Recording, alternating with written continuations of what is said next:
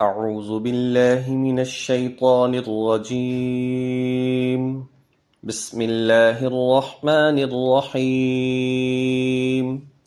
یا ایہا الذین آمنوا اذکروا اللہ ذکرا کثیرا وسبحوہ بکرتا واصیلا هو الذي يصلي عليكم وملائكته ليخرجكم من الظلمات إلى النور وكان بالمؤمنين رحيما صدق الله العظيم يا أيها الذين آمنوا اذكروا الله ذكرا كثيرا اے ایمان والو اللہ کو خوب کثرت سے یاد کیا کرو وَسَبِّحُوهُ بُكْرَةً وَأَصِيلًا اور صبح و شام اس کی تسبیح کرو هُوَ الَّذِي يُصَلِّي عَلَيْكُمْ وَمَلَائِكَتُهُ وہی ہے جو خود بھی تم پر رحمت بھیجتا ہے اور اس کے فرشتے بھی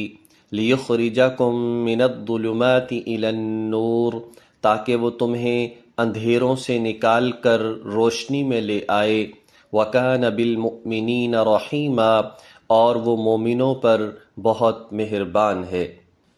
اللہ رب العزت نے یہاں ایمان والوں کو یہ بات ارشاد فرمائی کہ اے ایمان والو اللہ کو کثرت سے یاد کیا کرو صبح و شام، چونکہ دن اور رات کا آغاز ہے، مطلب یہ ہے کہ ہر وقت اللہ کی ذات کو یاد رکھا کرو۔ ایک جگہ پر ارشاد فرمایا عقل مند وہ ہیں الذین یذکرون اللہ قیاما وقعودا وعلی جنوبہم جو ہر حال میں چاہے قیام کی حالت میں ہوں، چاہے بیٹھنے کی حالت میں ہوں، چاہے لیٹنے کی حالت میں ہوں، وہ ہر طرح سے اللہ کی ذات کو یاد کرتے رہتے ہیں۔ دراصل ذکر ہی اس عالم کی جان اور بقا کا ذریعہ ہے، اور اللہ کا ذکر ہی بے چین اور مضطرب دلوں کو اطمینان دلا سکتا ہے۔ قرآن پاک میں آتا ہے الا بذکر اللہ تطمئن القلوب۔ حضرت ابو موسیٰ اشعری رضی اللہ تعالی عنہ فرمایا کرتے تھے، نبی پاک صلی اللہ علیہ وسلم نے فرمایا جو ذکر کرتا ہے اس کی مثال ایسے ہے جیسا کہ زندہ، اور جو اللہ کو یاد نہیں کرتا اس کی مثال ایسے ہے جیسا کہ مردہ۔ جنت والوں کو بھی کسی چیز کی حسرت نہ ہوگی جنت میں جانے کے بعد سوائے اس گھڑی کے جو اللہ کی یاد کے بغیر گزری ہو۔ حضرت ابو ہریرہ رضی اللہ تعالی عنہ سے روایت ہے، نبی پاک صلی اللہ علیہ وسلم نے فرمایا چند لوگ کسی جگہ پر بیٹھے اور اگر وہاں پر اللہ کی ذات کو یاد نہ کیا، نبی علیہ الصلاۃ والسلام پر درود نہ پڑھا تو یہ بیٹھنا ان کے لیے نقصان کا سبب ہوگا۔ اللہ اس کے بدلے میں چاہے گا تو ان کو عذاب دے گا اور چاہے گا تو ان کی بخشش فرما دے گا۔ آگے آتا ہے کہ کچھ لوگ جو اپنی اپنی جگہوں پر لیٹتے ہیں، اگر اس لیٹنے کی حالت میں اللہ کو یاد نہ کیا تو یہ لیٹنا حسرت افسوس کا سبب بن جائے گا۔ کچھ لوگ جو سفر کرتے ہیں، اپنے سفر میں اللہ کی ذات کو اگر یاد نہ کیا تو قیامت کے دن یہ سفر ان کے لیے حسرت، افسوس، نقصان کا ذریعہ بن جائے گا۔ مطلب یہ ہے کہ انسان کم از کم موقع محل کی دعائیں ہی پڑھتا رہے، مجلس میں بیٹھے تو مجلس کے بعد اٹھ کر اس کی دعا کو پڑھ لے، اگر لیٹتا ہے تو سونے کی دعا پڑھ لے، اسی طریقے سے چلتا پھرتا اللہ کو یاد کرتا رہے۔ حضرت ابن عمر رضی اللہ تعالی عنہ سے روایت ہے، نبی پاک صلی اللہ علیہ وسلم نے فرمایا اللہ کو زیادہ سے زیادہ یاد کیا کرو اور ذکر کے علاوہ مت زیادہ بولا کرو، کیونکہ زیادہ بولنا دل کی سختی کا ذریعہ ہے، اور اللہ سے سب سے زیادہ دور وہ لوگ ہوں گے جن کا دل سخت ہوگا۔ قرآن پاک میں ایک اور جگہ پر آتا ہے فَاذْكُرُونِي أَذْكُرْكُمْ اے میرے بندے تو مجھے یاد کر میں تجھے یاد کروں گا۔ قربان جائیے کہ انسان یہاں پر اللہ کی ذات کو یاد کرے تو اللہ رب العزت اس انسان کا تذکرہ عرش معلیٰ پر فرشتوں کے درمیان فرماتا ہے دوسرا مطلب یہ ہے کہ تم مجھے میری تسبیح کے ساتھ یاد کرو، میں تمہیں نعمتوں کے ساتھ یاد رکھوں گا۔ آذان کا سننا، آذان کا دینا، جواب دینا، اسی طرح سے دعائیں مانگنا، نماز پڑھنا، سب ذکر ہی ہے۔ کسی بھی اعتبار سے قرآن پاک کی تلاوت کرے، چلتا پھرتا موقع محل کی دعائیں پڑھتا رہے، یہ سب اللہ کی ذات کا ذکر ہے۔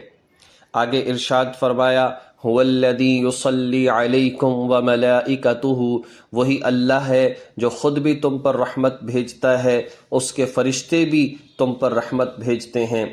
یصلی، رحمت جب اللہ کی طرف نسبت ہو تو مطلب یہ ہے کہ اللہ رحمت نازل فرماتا ہے، جب فرشتوں کی طرف نسبت ہو تو مطلب یہ ہے کہ فرشتے دعا کرتے ہیں کہ یا اللہ ان عمل کرنے والے، ذکر کرنے والوں پر اپنی رحمت نازل فرما دے۔